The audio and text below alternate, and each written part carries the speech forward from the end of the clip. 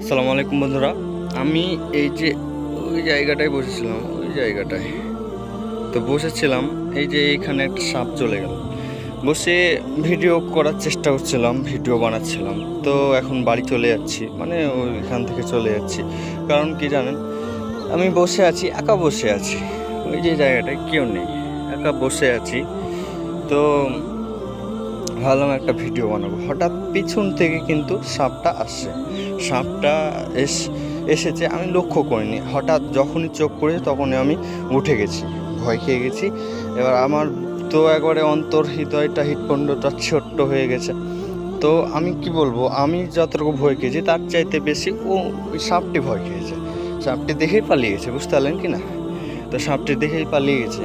এবার আমি একটা জিনিস চিন্তা করছি, আমি তো বুঝতে পারছি না আমার গলার আওয়াজ শুনে যে আমি কতটা ভয় খেয়েছি, যেহেতু একাই আছি। হ্যাঁ, আমি সাপটাকে দেখার পরে যখন চলে গেল হঠাৎ, সঙ্গেই আমি ভয় খেয়ে গেছি।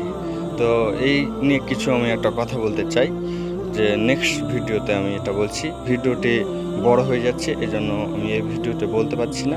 নেক্সট ভিডিওতে আমি বলছি ইনশাল্লাহ। আসসালামু আলাইকুম।